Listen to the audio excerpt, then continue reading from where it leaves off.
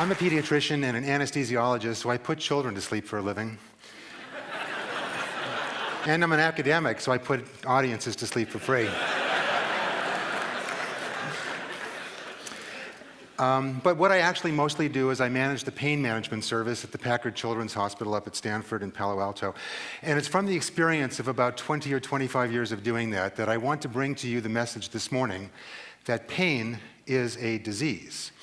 Now, most of the time you think of pain as a symptom of a disease, and that's true most of the time. It's the symptom of a tumor or an infection or an inflammation or an operation. But about 10% of the time, after the patient has recovered from one of those events, pain persists. It persists for months and oftentimes for years. And when that happens, it is its own disease. And before I tell you about how it is that we think that happens and what we can do about it, I want to show you how it feels for my patients. So imagine, if you will, that I'm stroking your arm with this feather, as I'm stroking my arm right now. Now I want you to imagine that I'm stroking it with this. Please keep your seat. A very different feeling. Now, what does it have to do with chronic pain? Imagine, if you will, these two ideas together. Imagine what your life would be like if I were to stroke it with this feather, but your brain was telling you that this is what you are feeling. And that is the experience of my patients with chronic pain. In fact, imagine something even worse. Imagine I were to stroke your child's arm with this feather, and their brain were telling them that they were feeling this hot torch. That was the experience of my patient Chandler, whom you see in the photograph. As you can see, she's a beautiful young woman. She was 16 years old last year when I met her, and she aspired to be a professional dancer.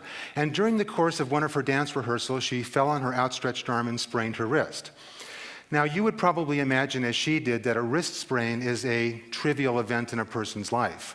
Wrap it in an ace bandage, take some ibuprofen for a week or two, and that's the end of the story. But in Chandler's case, that was the beginning of the story. This is what her arm looked like when she came to my clinic about 3 months after her sprain. You can see that the arm is discolored, purplish in color. It was cadaverically cold to the touch. The muscles were frozen, paralyzed. Dystonic is how we refer to that. The pain had spread from her wrist to her hands, to her fingertips, from her wrist up to her elbow, almost all the way to her shoulder. But the worst part was not the spontaneous pain that was there 24 hours a day. The worst part was that she had allodynia, the medical term for the phenomenon that I just illustrated with the feather and with the torch. The lightest touch of her arm, the touch of a hand, the touch even of a sleeve of a garment as she put it on, caused excruciating, burning pain.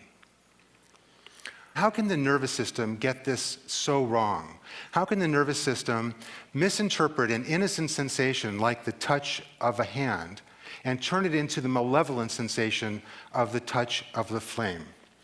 Well, you probably imagine that the nervous system in the body is hardwired like your house. In your house, wires run in the wall from the light switch to a junction box in the ceiling, and from the junction box to the light bulb. And when you turn the switch on, the light goes on, and when you turn the switch off, the light goes off. So people imagine the nervous system is just like that. If you hit your thumb with a hammer, these wires in your arm, that of course we call nerves, transmit the information up to the junction box in the spinal cord, where new wires, new nerves, take the information up to the brain, where you become consciously aware that your thumb is now hurt. But the situation, of course, in the human body is far more complicated than that.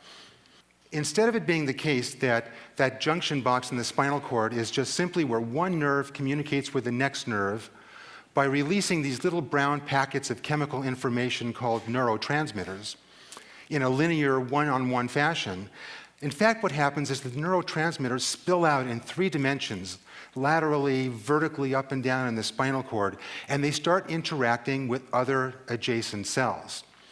These cells, called glial cells, were once thought to be unimportant structural elements of the spinal cord that did nothing more than hold all the important things together like the nerves. But it turns out the glial cells have a vital role in the modulation, amplification, and in the case of pain, the distortion of sensory experiences. These glial cells become activated, their DNA starts to synthesize new proteins which spill out and interact with adjacent nerves, and they start releasing their neurotransmitters. And those neurotransmitters spill out and activate adjacent glial cells and so on and so forth, until what we have is a positive feedback loop. It's almost as if somebody came into your home and rewired your wall so that the next time you turned on the light switch, the toilet flushed 3 doors down, or your dishwasher went on, or your computer monitor turned off. That's crazy, but that's in fact what happens with chronic pain, and that's why pain becomes its own disease. The nervous system has plasticity. It changes and it morphs in response to stimuli. Well, what do we do about that? What can we do in a case like Chandler's? We treat these patients in a rather crude fashion at this point in time. We treat them with symptom-modifying drugs, painkillers, which are frankly not very effective for this kind of pain. We take nerves that are noisy and active, that should be quiet, and we put them to sleep with local anesthetics.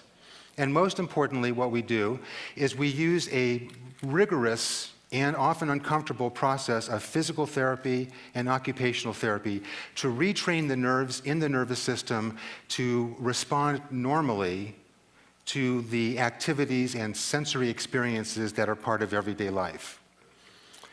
And we support all of that with an intensive psychotherapy program to address the despondency, despair, and depression that always accompanies severe chronic pain. It's successful, as you can see from this video of Chandler, who 2 months after we first met her is now doing a backflip. And I had lunch with her yesterday because she's a college student studying dance at Long Beach here. And she's doing absolutely fantastic. But the future is actually even brighter.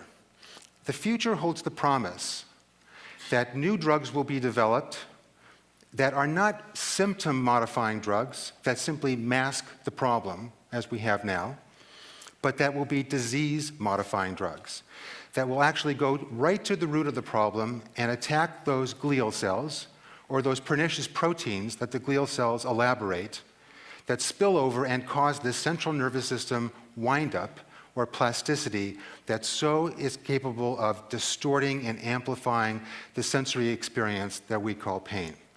So that I have hope that in the future, the prophetic words of George Carlin will be realized, who said, "My philosophy, no pain, no pain." Thank you very much.